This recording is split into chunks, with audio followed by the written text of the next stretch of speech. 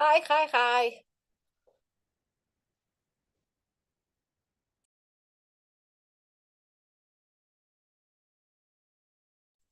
I haven't been here for so long.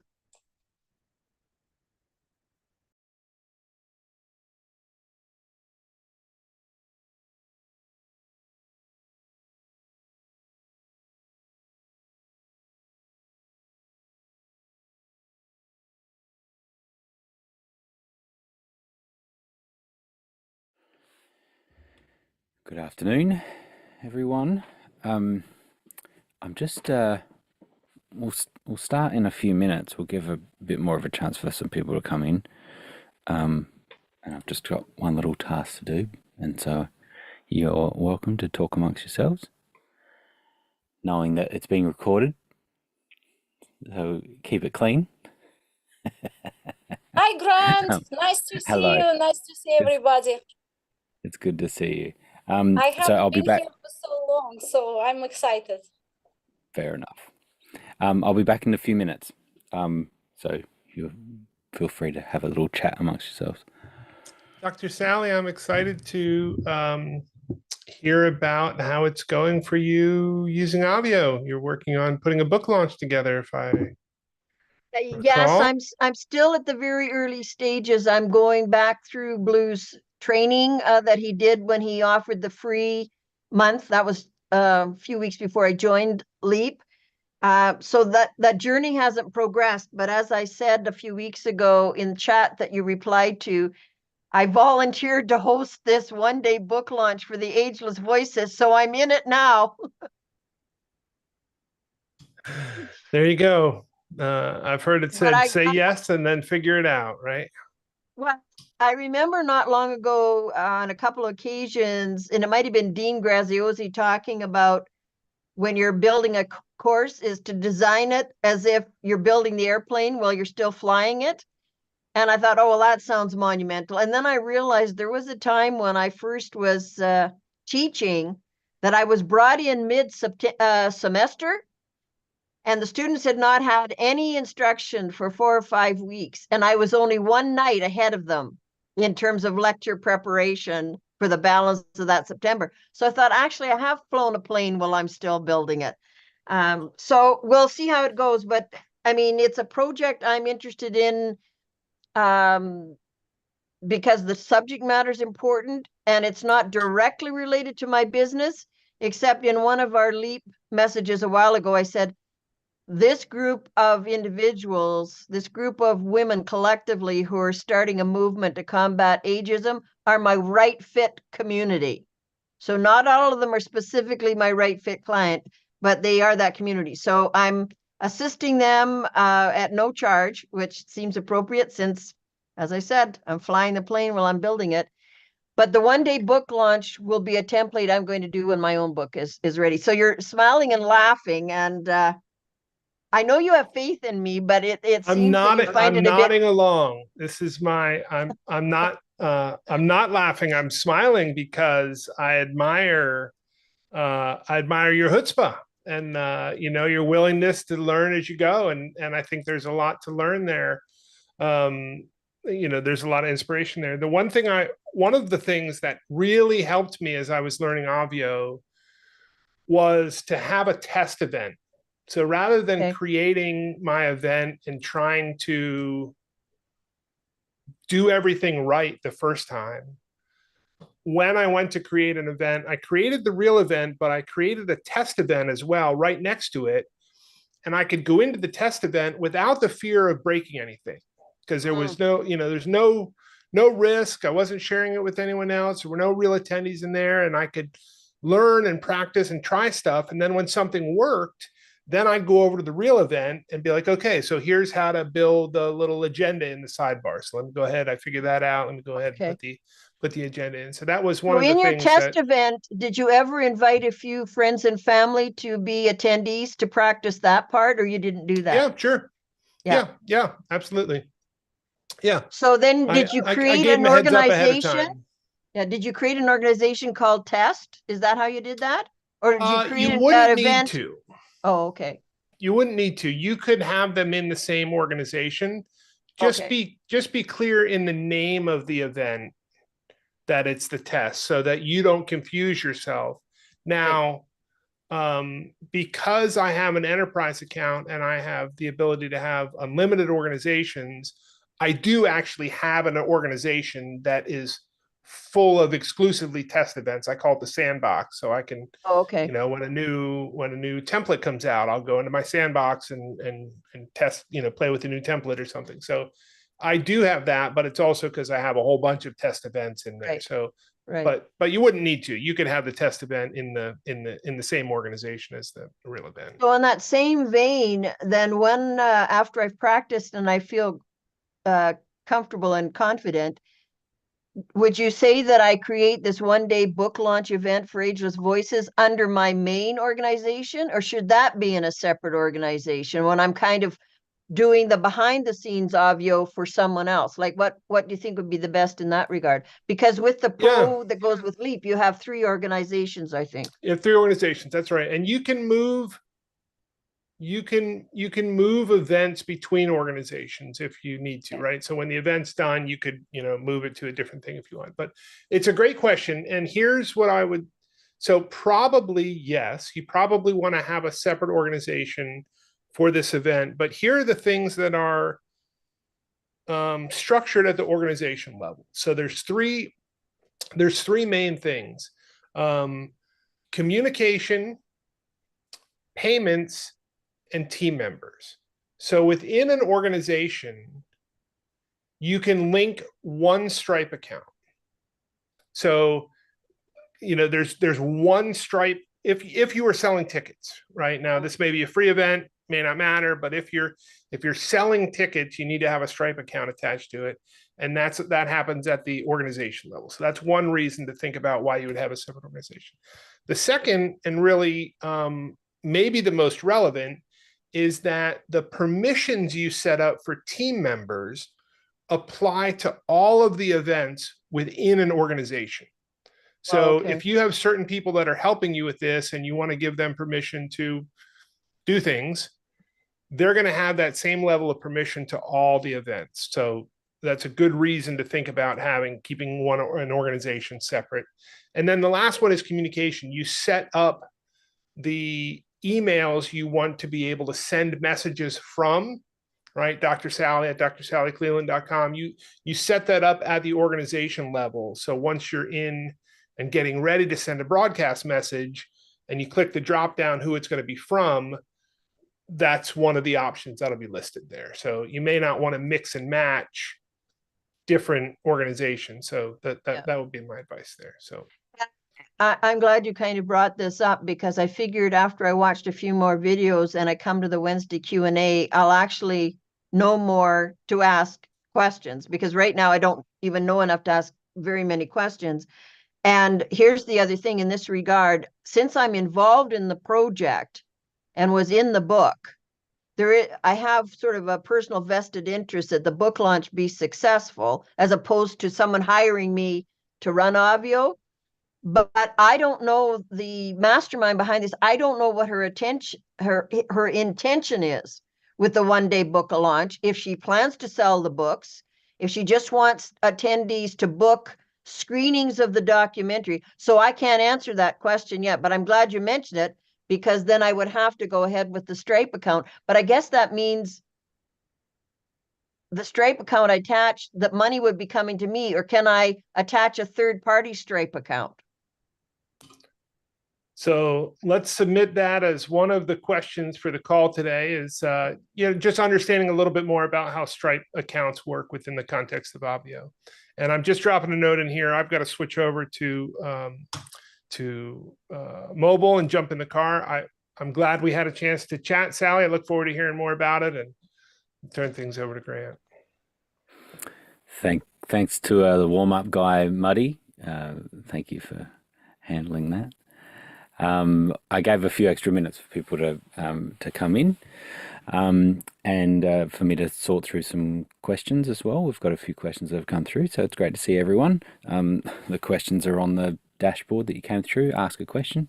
If you post it there, then we've got a system to track all of those, which is great. And we've got Blue here as well. Hey, Blue. Hey, Blue.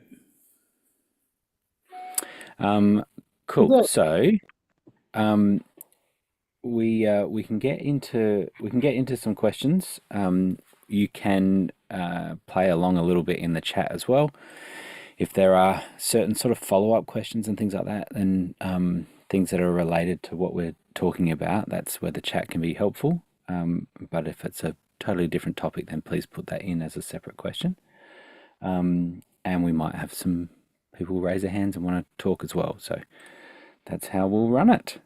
So I'll start off with Irina's question. In prep for the event, I set up the welcome email. I'll set up 3 broadcast emails limited to 3, right? That's the first question. But what should I do with password reset email? Should it be set up too?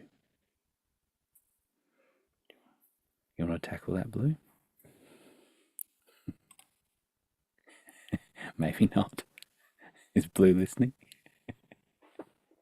Oh, no, okay. I'm not listening. Sorry, what was the question? In prep for the event, I set up the welcome email. I'll set up 3 broadcast emails limited to 3, right? But what should I do with password reset email? Should I set it up too? You don't have to. The password email has some defaults in it. It's just Obvio branded. So if you want to, if you're sending people, well, actually, there's a couple things. So number one, if you have a password that you are setting and you have, like assuming that that step is turned on, then, oh man, I forget this one. Grant, do you remember if the password step is off? Yep. Isn't the password reset link also disabled? I think it is. Yes. Yes. Okay. So I guess then first question is, in your onboarding sequence or in your onboarding step in the check-in section, check-in area, is the password step turned on? Yes or no? I feel like a dinosaur. I know the old way, and I haven't been on Obvio calls because of conflict in schedule. So I don't know anything about broadcast. So that's why I don't know. So I did set it on like the Okay, usual. so the old way. Irina, when you go to the check-in step, in the side of your event, there's a check-in area, it's and then there's 3 It's steps. enabled. It's in it. Yeah. Okay. So with it being enabled, if you would like to, we added a while ago the ability to customize the password reset email. If you want to, you can customize that. If you don't want to, you leave it the way it is, and the Obvio branded email would go out if somebody uses the forgot my password link on the login page of the dashboard. I have no idea about that. So I don't know which way to do. Do we still have these 3 steps? The waiver, the check-in, the password thing, right? The same way? You still have those 3 steps as optional steps. You can turn them on or off. It's up to you. Right. Yes, For the event, you still have. for the event. Usually I have it on, all of that. Yeah. Yep. I will tell you this, for what I have been doing for the last, I don't know, probably year or so, is we don't actually use the password step anymore. Okay, that's what I didn't know, so it's good to know. Well, but I mean, I don't really share this all that often because it's kind of personal preference. But the reason we don't use the password step is because for our events, we send the magic link, right? The login URL. Right. To everybody. So they click on that and they never have to log in. So they never really have to set a password.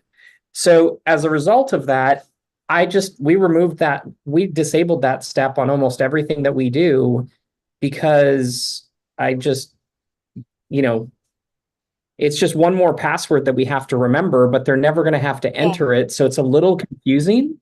Where I think the password step becomes useful is for people who are using an Obvio dashboard for a longer term event.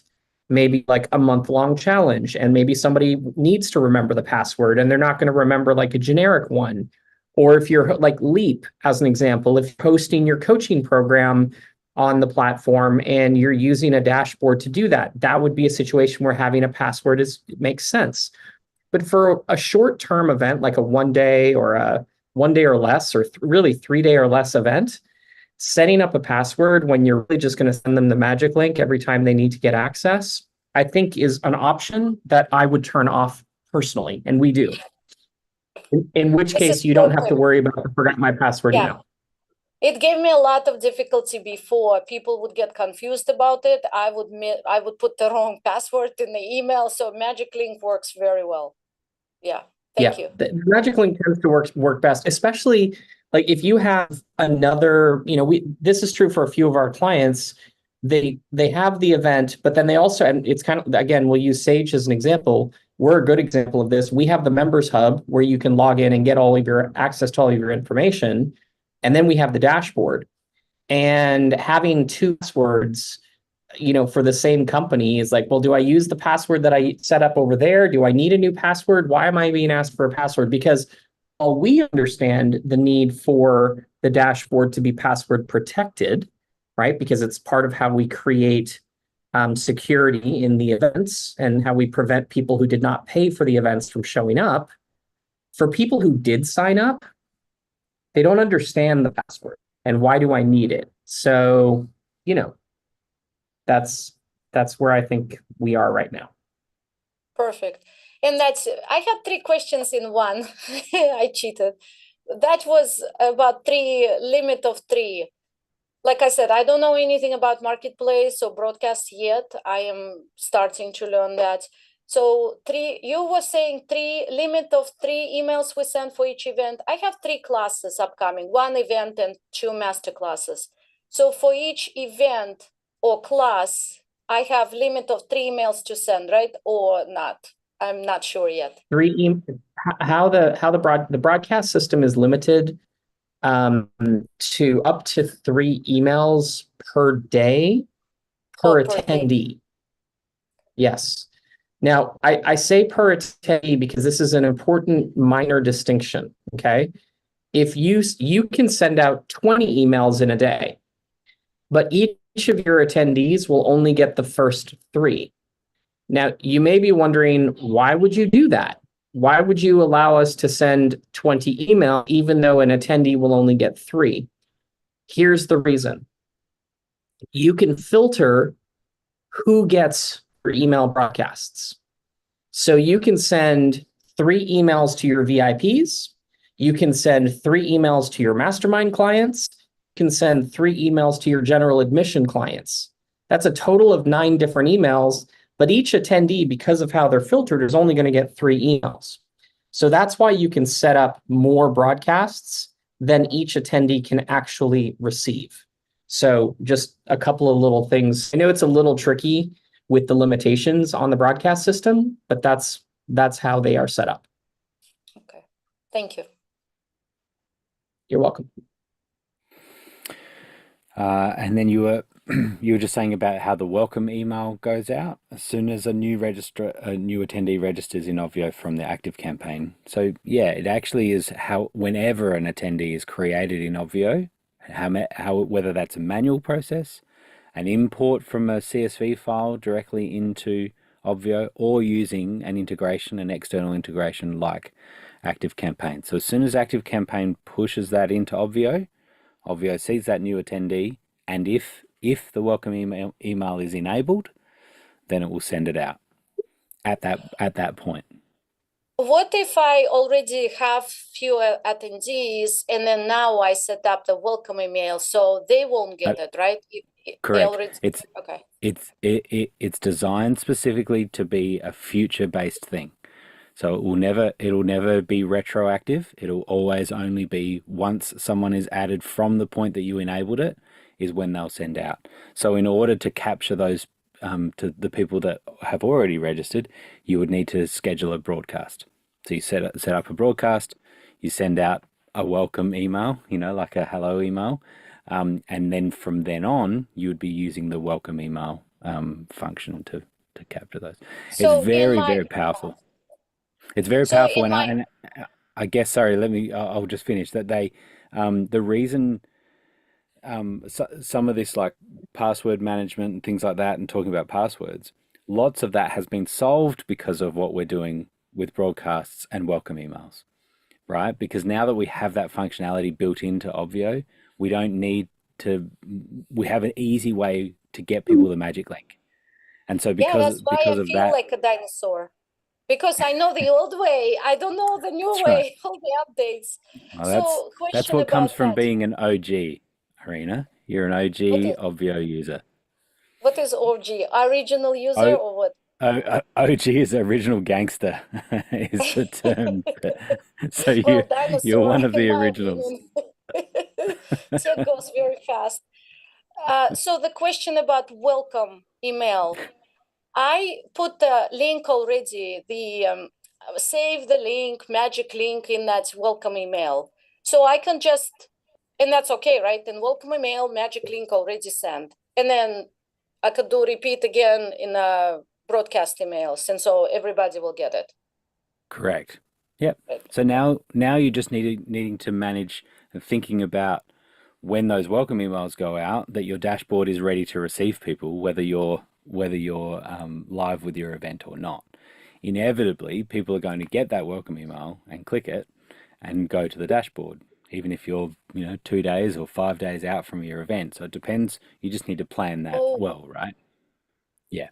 So oh, make sure you're not enabling But that. you also don't have to send the magic link in the welcome email, right? Right. You could send a welcome email that is like, congratulations, you're all registered for the event. We so can't wait to see you there. The day before the event, we're going to be sending you an email with the link to access your dashboard. Make sure you add, Irina at irinabaker.com to your contact list so you don't miss any emails that I send you. Can't wait to see you there. Bye. Something like that. And then don't even bother with the link. That way you don't have to worry about the dashboard. the reason I did it, Blue, because I always get somebody the last minute, right before the event starts. What do I do with them? How do I get them link automatically without? Right before the event, the day before the event, change No, the email. the day before the event, yeah. I know, change the email. The day of the event. I understand. The day before the event, change the email. Like update the welcome email to include the login URL. Okay, got it. Yeah. Right? So that's why I would say the day before, congratulations, you're all signed up. The event is, here are the event dates and times. I can't wait to see you there. Here's the link to access the dashboard. Like you just go in and you tweak the email, the welcome email the day before. Yeah. Da, it's called Da. Okay, got it. Thank you. Hey, You're welcome. we totally get, like, Blue and I are doing this Too every much. day.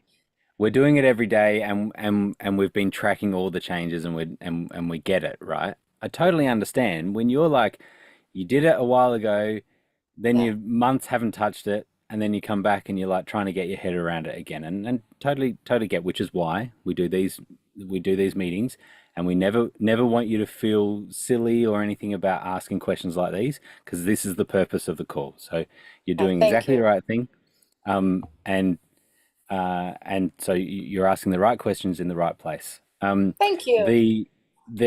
You asked about marketplace as well, and you're saying sort of marketplace and broadcast, and sometimes we kind of combine those two things because they're two big features that we're talking about, but they're very distinct, separate features.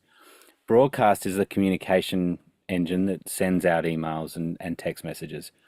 It really doesn't have anything necessarily to do with marketplace. Marketplace is the ability to sell tickets, and to register people for your event.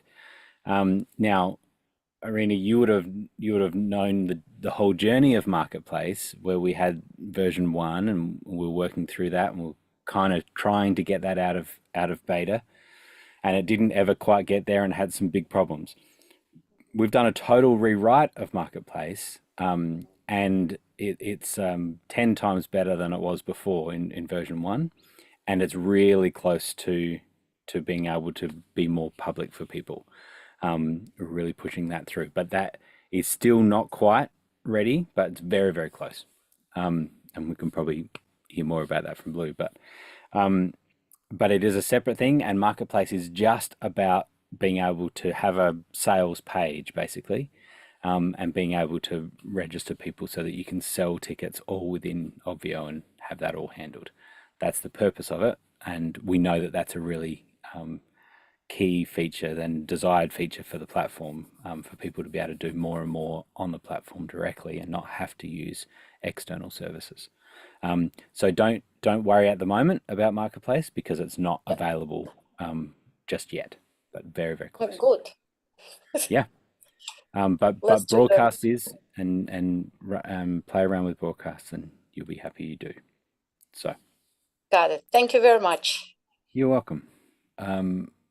Okay, so While we're talking about broadcasts, this isn't necessarily for Arena, but on our last call, one of the things that we talked about, and I don't remember who brought it up, was the possibility of having the phone number be a required field, or be a field that can be collected on the sign up page.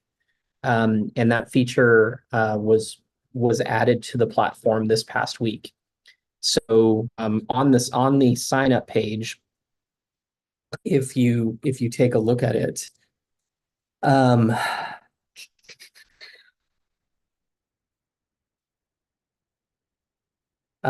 if you go to, let's see if I go to an event that has a sign up page.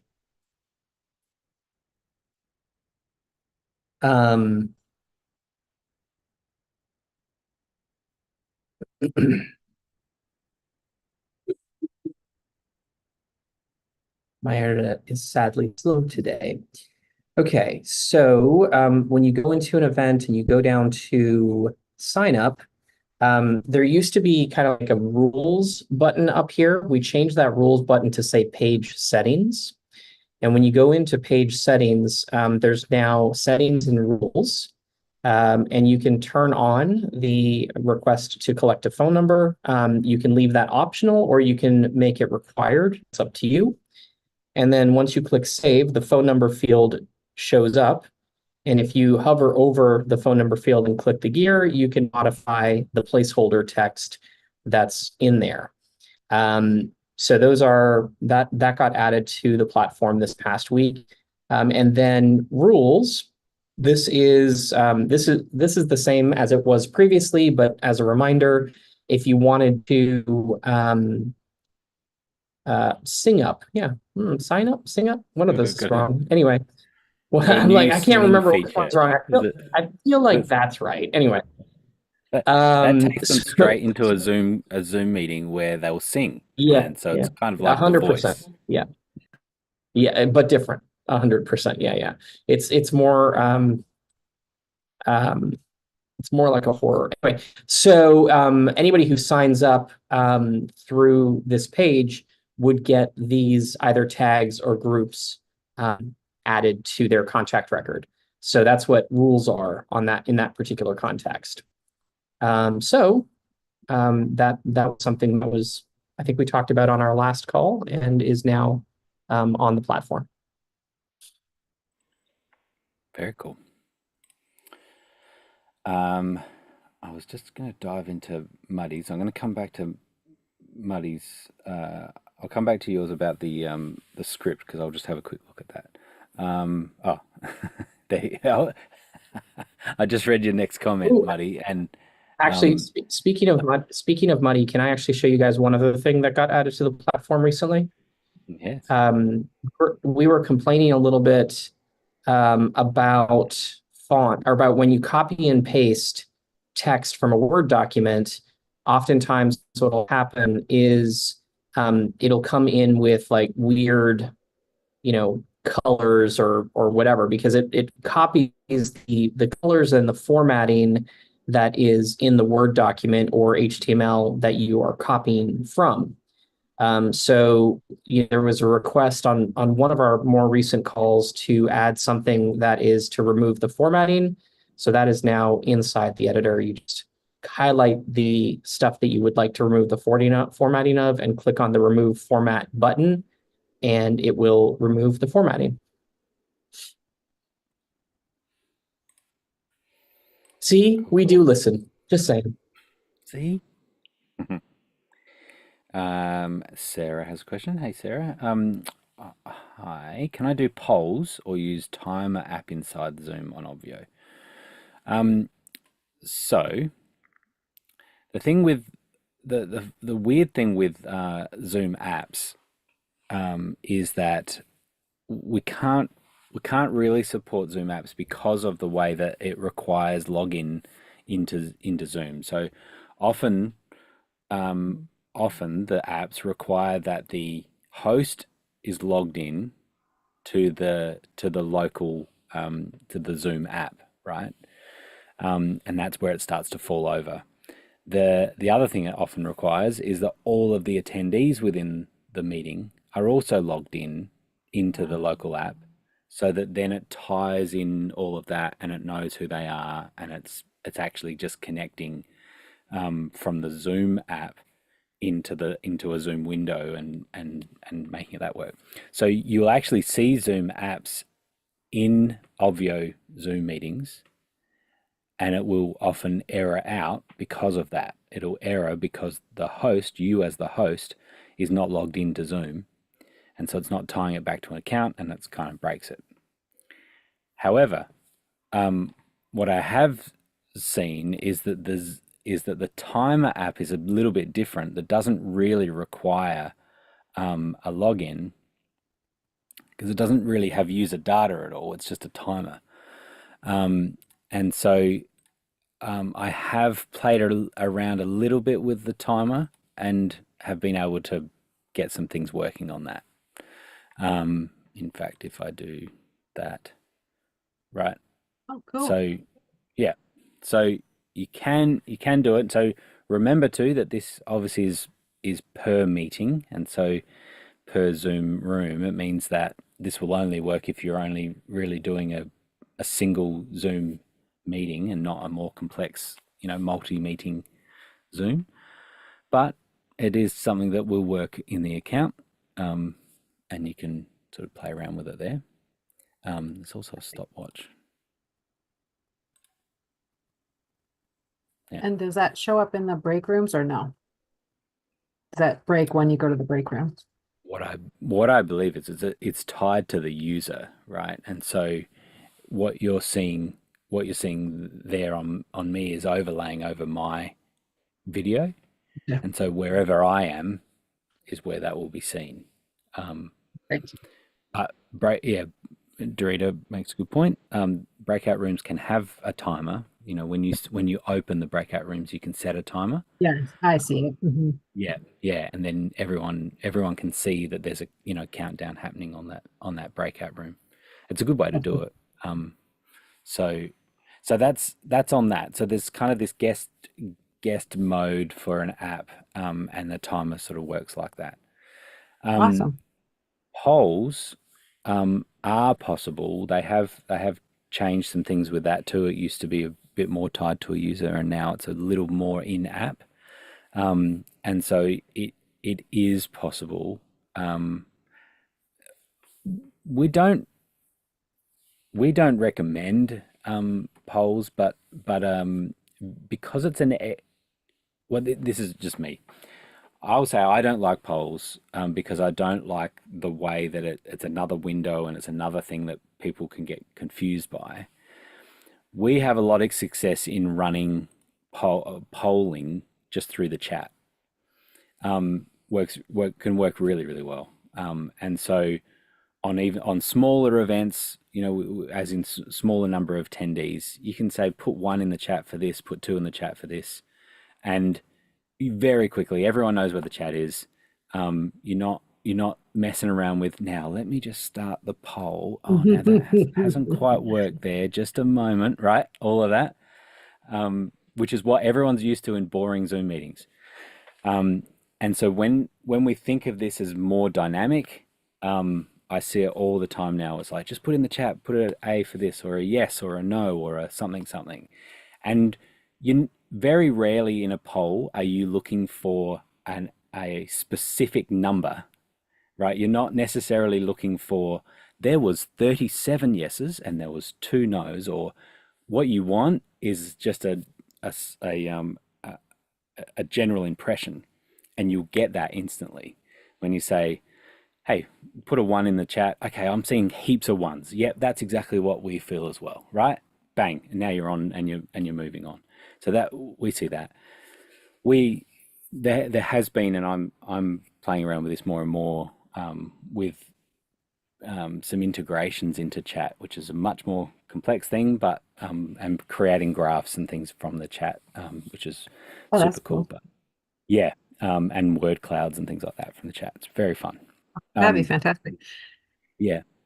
And I do use the chat the way you're describing. Like that. When I have everyone's from the same agency and I ask a question and they can see what each other is saying, sometimes then I don't get an answer.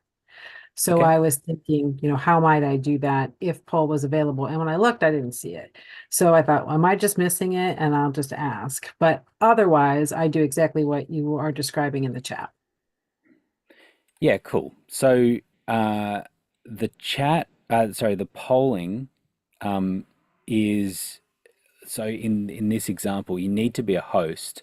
You need to see, you be the host, and you can see the poll or quizzes option as well. There's that other function. Okay. And so you can generate that, and that's a great example of where that could be useful in an anonymous way of getting feedback. I guess the other thing I would say on that is that you could use a form on the dashboard for that type of thing. And the advantage of that is that you are tying that data back to attendee data, so that then when you do an export, you've got all of you post event, you've got it all in one place. You've got the attendee data and you've got the form data.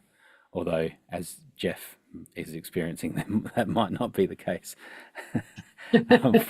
We'll get to that. Jeff had an issue with form data exporting, so we're looking at that. But that's the intention of the form system, so that you would create a nice little form. That form can be in a pop-up, so you can click on it and it pops up, like the ask a question that you saw on our dashboard, or it can be inline, and so it's just in a blog post, as an example, you could put the form and there's the form in line. You're not having to press a button to make it open.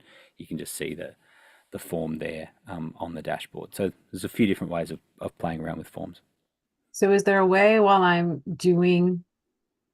conducting the event that I can link the chat to the form and it pops up, they fill it out, and then they can close it and stay in the meeting? So with all our events, we love when people are engaging with the dashboard during the event. And so people learning how to sort of multitask between windows on their computers, it seems like a very fundamental computer usage thing, but it's not for lots of people. Lots of people is like, okay, Zoom's open now. The rest of my computer is unavailable to me. It's like I cannot do anything else. It took me a while to figure out how to do it myself. Right. And so a trick is in the chat, you can post is it updates or updates? Now that I wrote update. You can post the link because people have logged in. People have already gone through the dashboard. In order to get to your event, they've gone in the dashboard. So yeah, it's update. So what happens is, this is not ideal, but it at least works, right? What happens is that'll open the browser on top of Zoom, and they're already logged in, and so now the dashboard just works. And they Gotcha. could fill out a form, they could close that window, Zoom would be behind, and you're back. And Perfect. so for those that are, more tech savvy, and it could be that they're alt tabbing or command tabbing on their computer and they're able to, look at their different windows. For anyone that's having problems and doesn't know how to do that, click the link in the chat. That's going to take you back to the dashboard. Fill in that form while we're talking. I'm going to give you a couple of minutes to do that, and then close that window and you're back with us. So, so forms is a great example of getting that interaction. But you might find, hey, go to the resource section on the dashboard. There's a PDF I want you to have a look at now. Take a look at that. And that is another way that this is not just another Zoom meeting, but this is an event. And that dashboard is a home for your event for before, during, and after the event. And that's a big difference. And so it's like now this is home. And another way of fostering that is to have content that changes. And by having things that auto schedule to come to appear or to remove, is a great way of doing that before your event even starts. Having a video that welcomes people, and then the next session it changes, or the next day, hey, welcome back to day 2. Great to have you there. We had a great event last, great first day, and yada yada yada. And all of that just makes the dashboard really dynamic.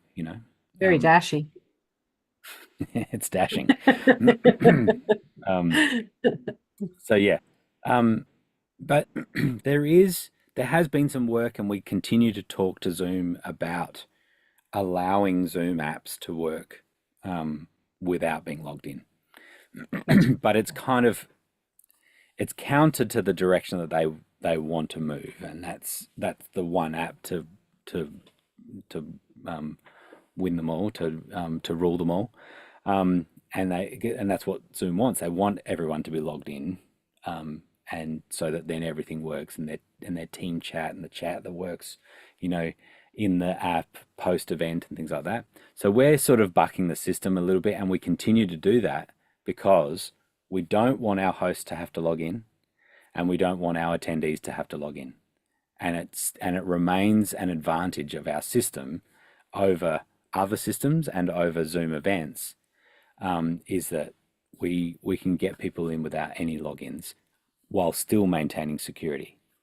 And so that comes at a cost of not being able to play with some of their Zoom app features and things like that. Yeah, and I appreciate that explanation. And that's fine. I can adjust, no problem. But I thought, well, if I'm missing something, I should just ask and find out if I'm missing or not missing.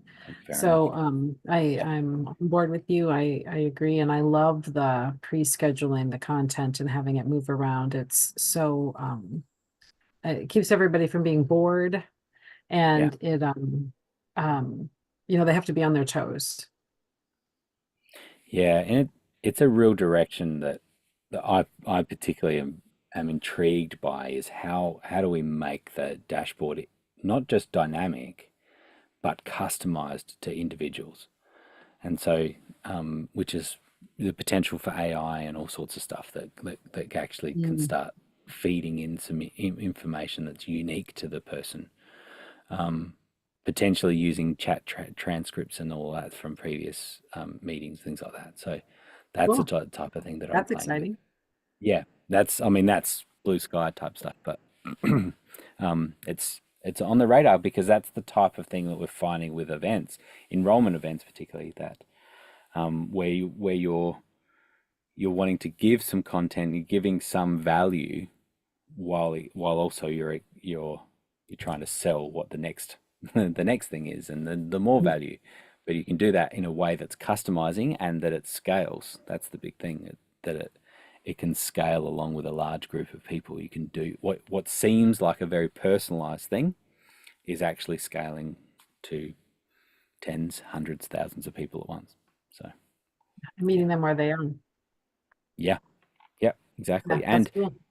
And giving a heads up to your team, crew that can follow up on things and whatever. And it's like, it's all they're all leads, extra data around leads. So Yeah, very cool. cool. Thank you. You're welcome. Dorita says, I put a tag on an attendee. will they automatically show when attendees enter the room? When I I put a think it's tag on labels. it. Yes. Oh, okay. Sorry. Yes. Labels. Yeah, I was thinking about tags. So, yes, yes. But as long as it's the first time that they're entering, so as long as you've established the label before the first time that they go into the Zoom meeting, then it will automatically assign. So essentially, what it's doing is it's appending that label to the end of what is actually a Zoom registration, and that ties them. And so what happens then is when they come back, we're using that same registration. So as long as the very first time they went in, you had it set up, then it will go. So so sometimes we think, we leave it too late, and then they come in, and then we think, oh well, it should update next time. Well, no, not necessarily, right? So that's why it's best to put labels in place well ahead of your event, and then you know that they'll come through okay. Does that Okay. make sense? Yep. I did. It just was one of those like kind of brain freezes for a second. Like, wait a Yeah. minute, which one was it? For It's this particular It's one. super powerful too, because it's not just saying, okay, we've got a VIP group. So there was a ticket type, or in your registration data, you've got a group and it's called ticket type maybe, and then it's got people that are VIPs. You could say if the ticket type is VIP, then put a star emoji at the end of their name, and now you know that they're VIPs. That's cool, and really helpful. And we do some sneaky ones on some events where some of the registration data we have things like income bracket, for example, and we can have different emojis depending on the income bracket. And of course, people don't know what the emojis are in the name, but our team does, so that can be very handy. But the other thing you can do is you can append a group, which means that where I've used it is I've had state and country data in a group field, and I can append that whole field to the end of their name. So now when people come into Zoom, I can see where they're all from. And that's really cool when you're doing interaction, right? Because you can just see it in their name, and you can see it in a gallery view. You can see where they're from. I've also done it where I've had an education of doctors and varying levels of hierarchy of doctors, and they all had their what their hierarchy was, like, as in there's professors, and there was trainees, and there was all sorts of different ones. And that was awesome too, because when the question came through, you had really helpful data that here comes a question from a professor versus here comes a question from a trainee, and how you answer that question would vary, because of that. Just knowing that one piece of data and having that all in Zoom made it really easy. So that's what you can do with attendee labels, is you can append things to the end of their name. We used to say appendage, and that just felt inappropriate. All right. So, Hey, Grant, I put a follow-up in the chat. Does reassign on offline, does that reset labels for the following day? No. no, it No, only when does you if they when go to a new room. But so there are a couple of things that should be happening in labels or with labels, Muddy. And if you're not seeing this behavior, let us know. When somebody's tags or groups change, the next time they go into Zoom, their name should be updated based on new roles. If you go in and you make changes to labels, the next time people go in, their name should be renamed based on those rules. And it should take place without you needing to do anything. I say should, because it's something that I haven't looked at in a long time. And every once in a while, things like that stop working. So if that's not the behavior you're seeing, let us know. But in the meantime, if it's not the behavior you're seeing and you're only running one room, you can go into an area and click on the clear room assignments button, and that will force everybody to be renamed the next time they go into Zoom. Thanks. That's what And it I may be a thought the little behavior was supposed to be. I just wasn't sure the way Grant described it, whether it was for the whole event. So that makes sense. Yeah, any changes to individual attendees or to the label system should trigger the next time attendees go into Zoom. They have to leave the Zoom meeting, right? Obvio doesn't go in and rename attendees who are actively within Zoom, but when those people leave Zoom and go back in, their names should be updated.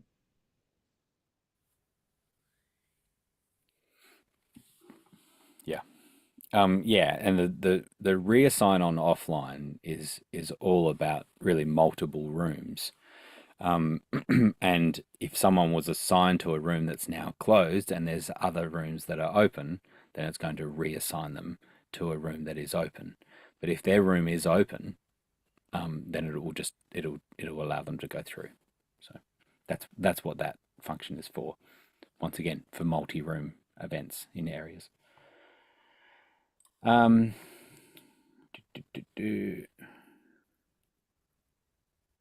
So, Jeff, you were saying about the form data, like I was saying. I didn't see how that was an overnight thing. Blue, did you see and whether we had anyone look onto that yet about the form data that was being deleted or at least was not being exported? That was your experience, Jeff, right? That you would try to export and you would have no data there. Yeah, it's gone. Excuse me, so this morning it was exported. Wow, your audio's all wacky. I feel like Gozer Yeah, the Destroyer has arrived. I don't know if it's the audio interface or something I that's was freaking messing out. with a new mic and Oh, thought there we maybe I go. had connected it, and Yeah, you're it good. clearly needs some tweaking. That's what I was working on right before you called on me, so that's why it's not ready. Excuse me.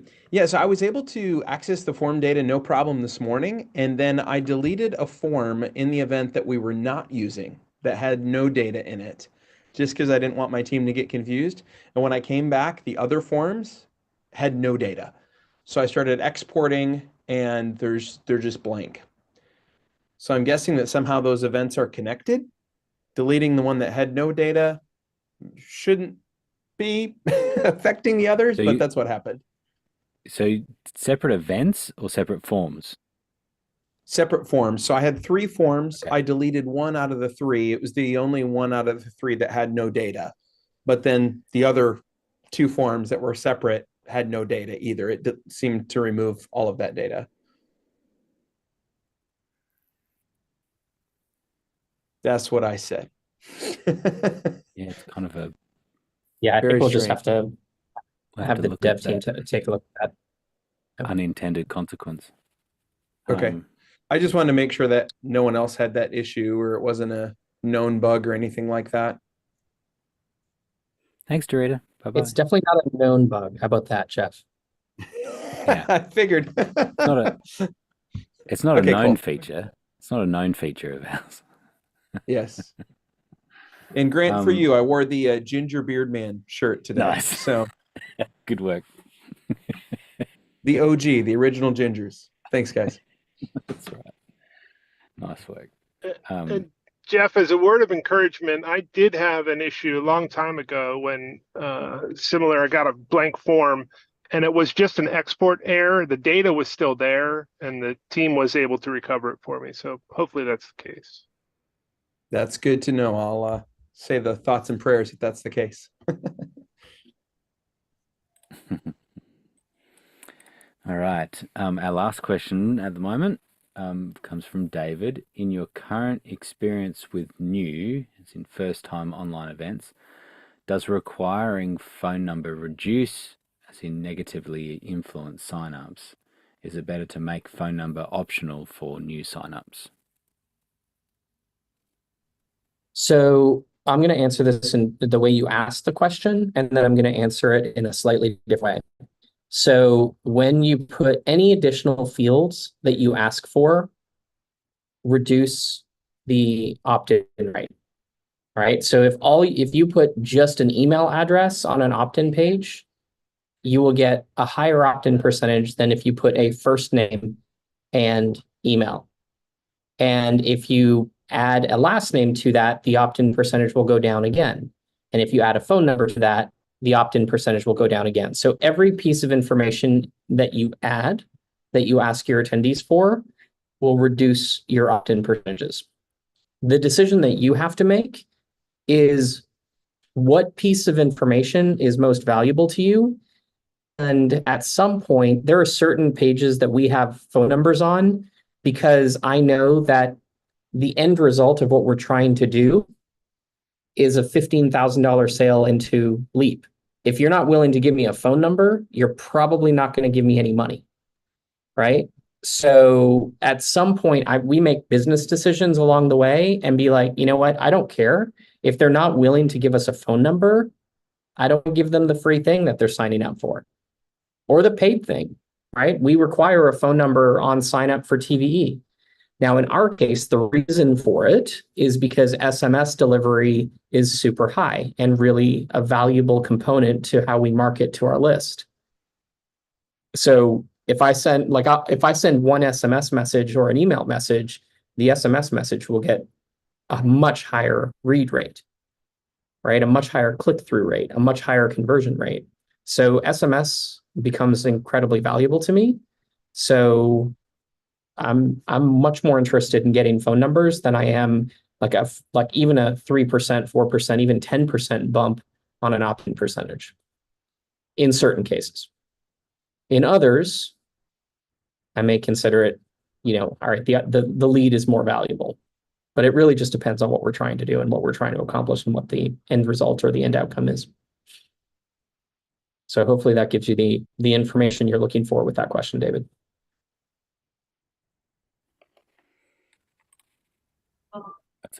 That's a good answer. This is the thing too, is that it's the difference that you see with the platform being designed and used by people that are actually running events.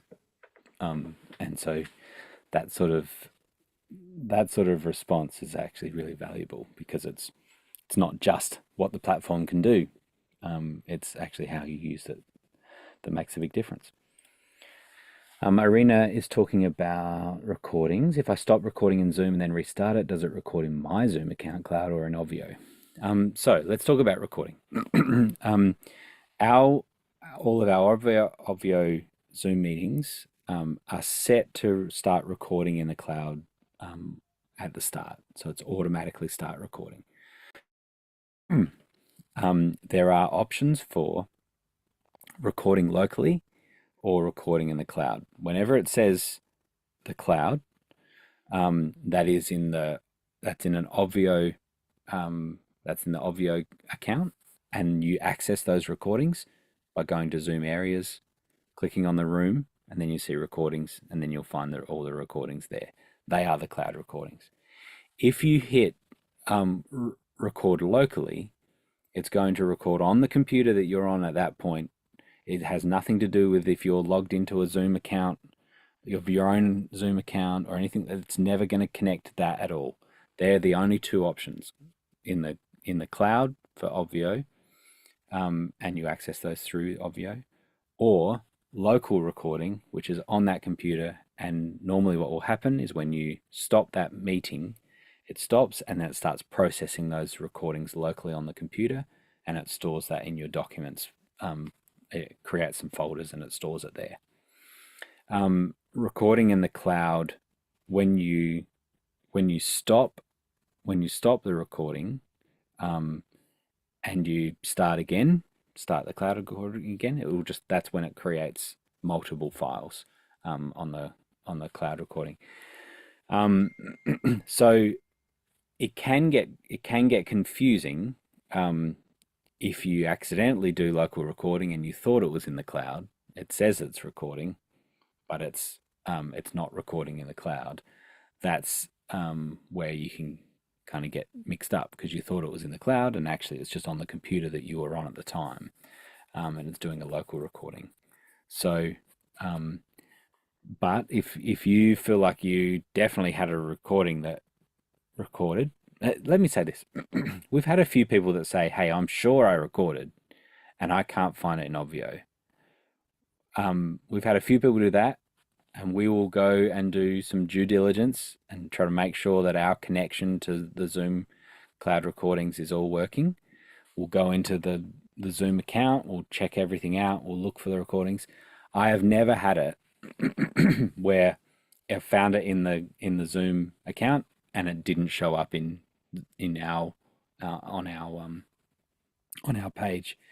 So all of that has worked. So inevitably, what often happens is we say, well, it looks like that just wasn't recorded. In the 4 years or whatever, I've been doing lots and lots and lots of cloud recording. I've not had it not work for me. What I have had is it being stopped by someone, and thought that it was recording, and I looked up and it was no longer recording. So I never rule out that there's some sort of tech problem, and Zoom could totally have a problem. I had it just recently where it said that it couldn't connect to the cloud server to record, and it was a very, very rare thing. And I tried it again and it worked, and it was fine. So they could have problems, but we haven't seen them. Does that sort of help? It's not what you want to hear. Yeah, well, one time Blue did find in the old way. It did happen to me before, and then Blue gave me the backup. So I know you have a bunch of backups, like 5 or 6 backups of the original, so I don't worry about it. But it did happen several times because I do my videos for social media through Obvio, so I do it every week.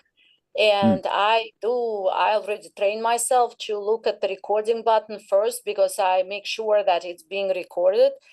Yeah. And one Cloud Wednesday I recording. was doing it when we were going through. Blue was saying homework, do the 20 videos, whatever I was doing, that's homework. And I record million of videos, so many times, several videos. And when I went to the room, I had 0. So on Thursday I had to record all over again. I didn't need the backup because I was fine. I just redid it. But just to say that it did happen several. In fact, it happened more than once. And are you recording locally as well? Like you've got a camera. You're just using No, cloud recording. Cloud recording.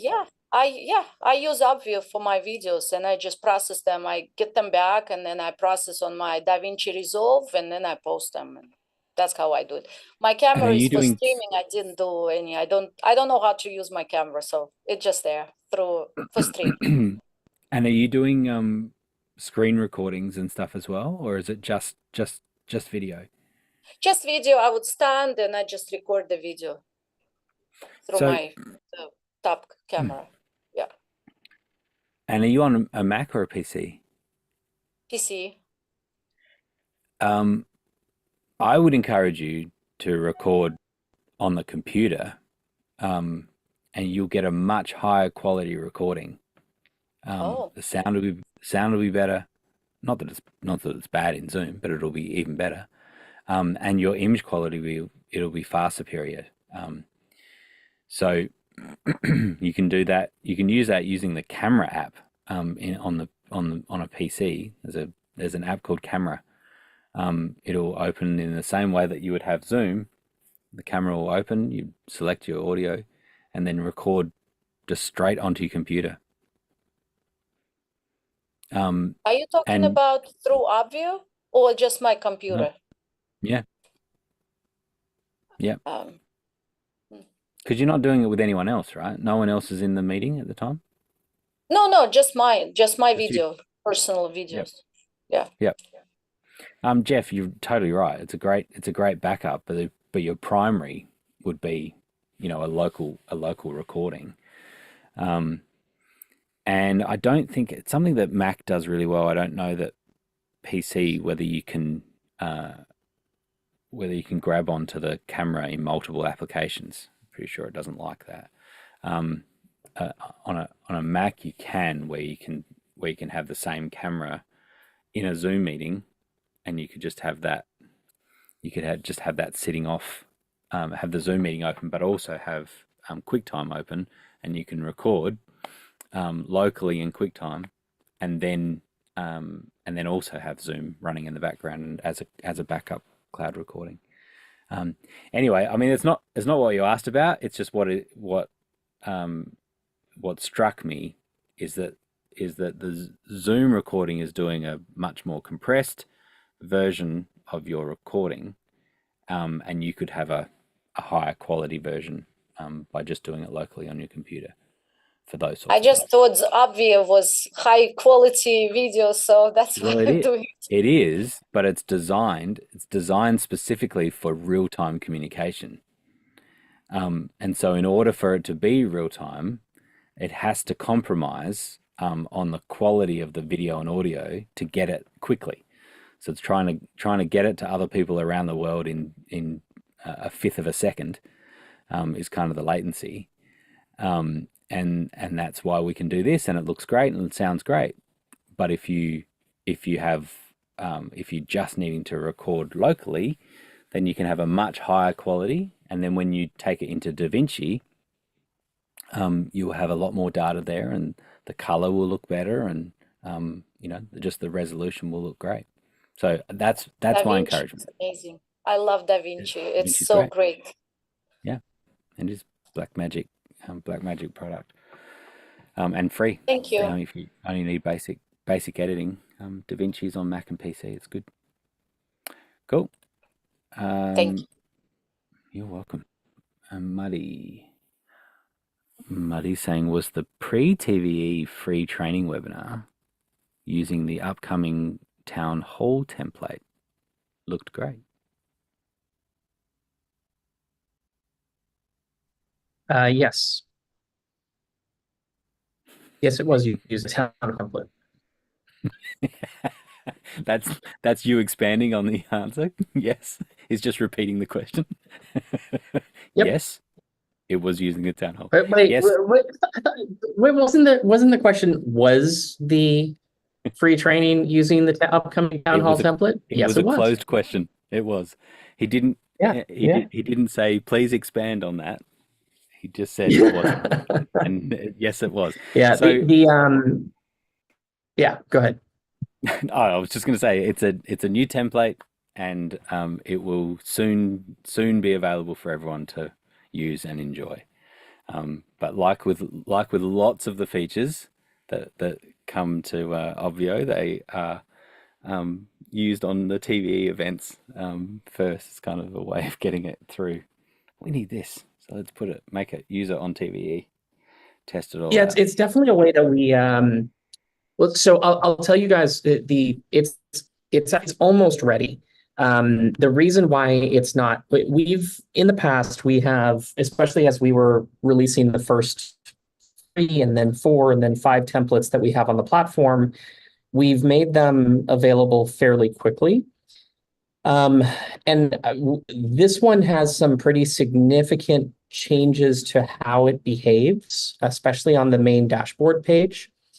And we wanted to put it through its paces a little bit more than we perhaps have for other templates that we release and then fix problems as they come up. So we're trying a different approach with this particular template, which is try to fix the problems before it's released.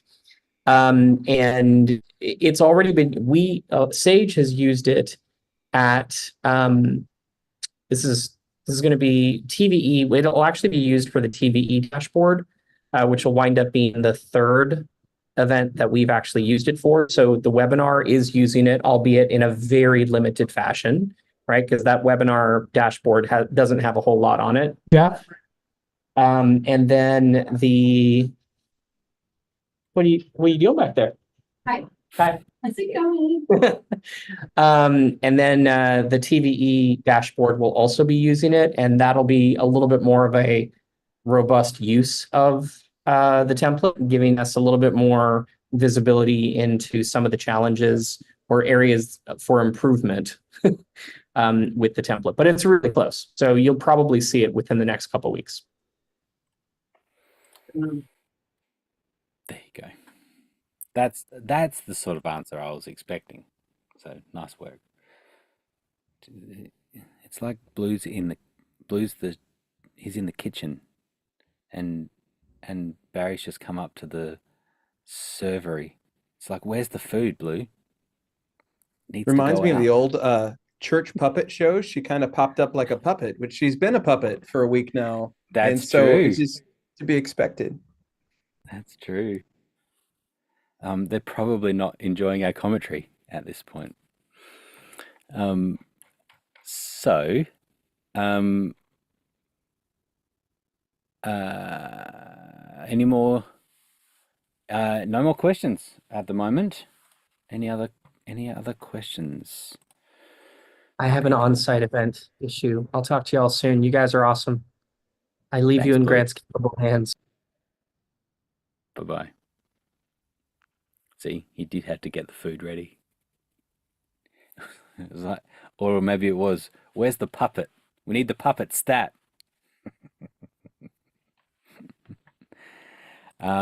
Okay.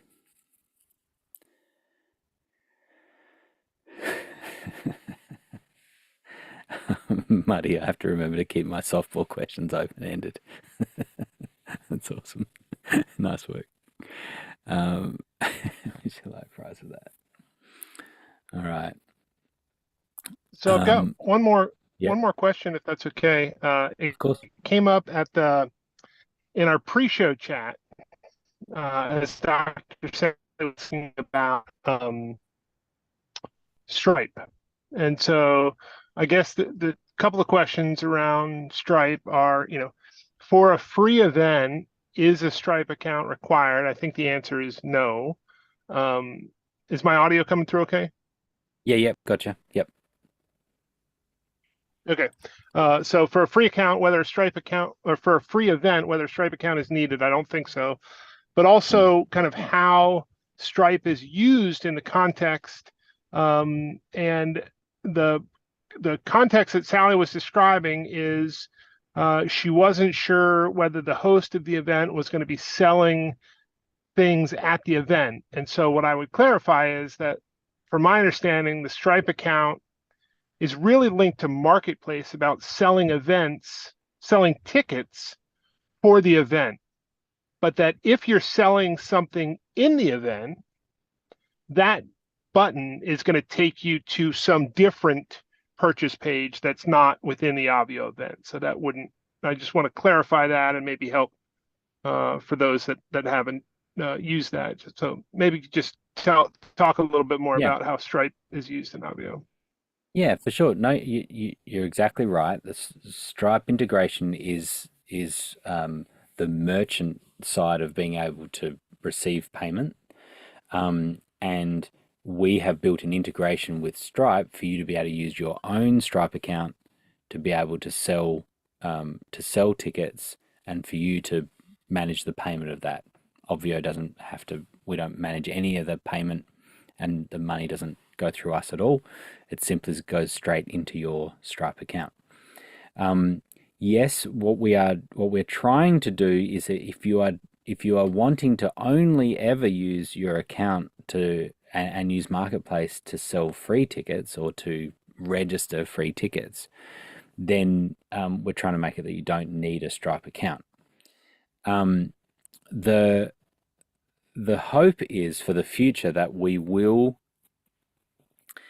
What we want is, which is on the wish list, is to be able to sell upgrade items, right? And so whether that means that you're upgrading the ticket type, so even during the event, you could go from a standard ticket to a VIP ticket, and that would give them access to certain other sessions, or you might have a extended Q&A for VIPs or that sort of thing. Then that would be an upgrade. And the other thing is for purchasing other likely digital products, where you are selling a PDF or a video or something.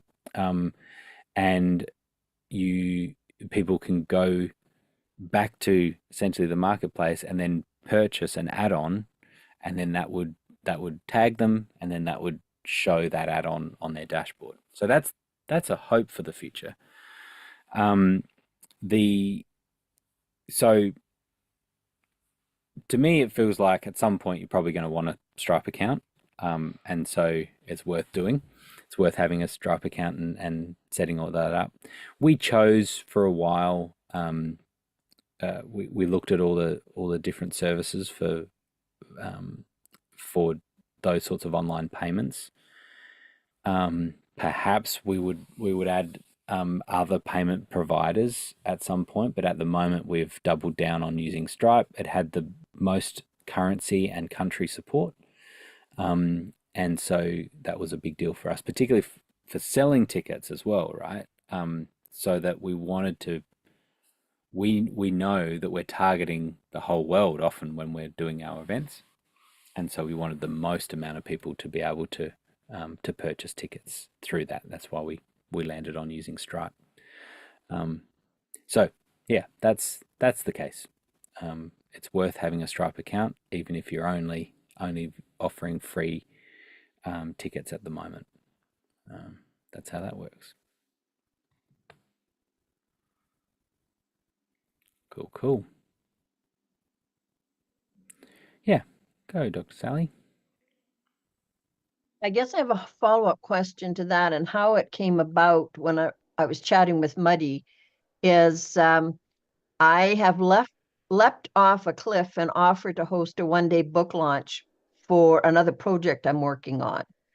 And I don't know at this point in time if the woman who's overseeing, and it's her dream to have this Ageless Voices book and documentary start a movement to combat ageism. I don't know what her intention is to sell books at the book launch or create awareness or get people to book the documentary. I don't know that. And then Muddy brought up the Stripe thing. So immediately I thought, well, is my Obvio account going to be attached to my Stripe account, or if necessary, can it be attached to her Stripe account? Because I don't want to be taking all of the money if book sales is what she wants. Now, I'm way early in asking this question. It's only because Muddy brought it up that I'm seeking an answer. That makes sense. Look, and I think particularly with a book system, there'd be no advantage to even running payments through Obvio for that, and that using Amazon or whatever it is for selling the books, or some other process of doing that would be more effective than trying to funnel it through Obvio. So I think in that instance you're safe. I don't think the book launch. Am I right? They're not. It's not a paid online event to access. No, not at this time, but we haven't discussed details because she's still waiting for me to learn how to do this. And she doesn't know enough about sales and marketing in any capacity that she's going to accept my advice. So I better have the right advice. Fair enough. Yeah, I think with that type of event, you just want to get as many people there as possible, and so you make it nice and easy, and then during the event is when you can offer, and I'd be saying you'd probably want to offer some sort of coupon or something that people can purchase things for a bit cheaper. If you do it now, coupon's only available for the next 2 hours or the next 24 hours or something, and so here you go.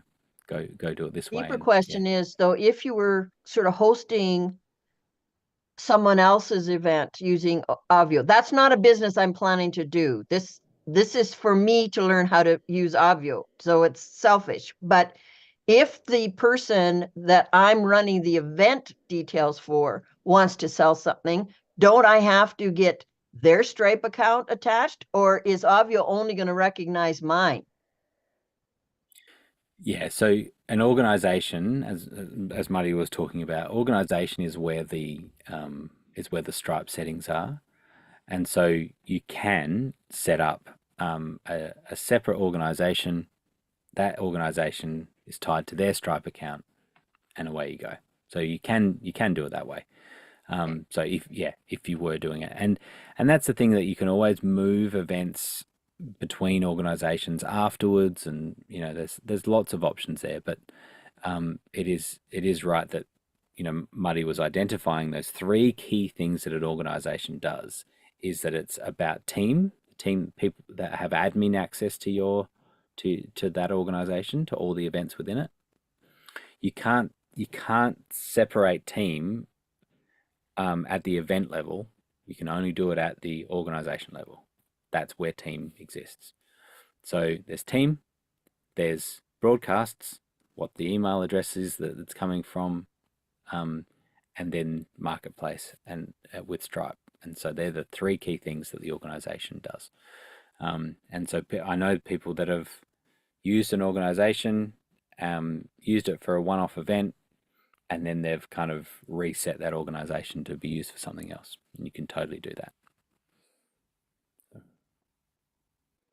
Great. Any other questions?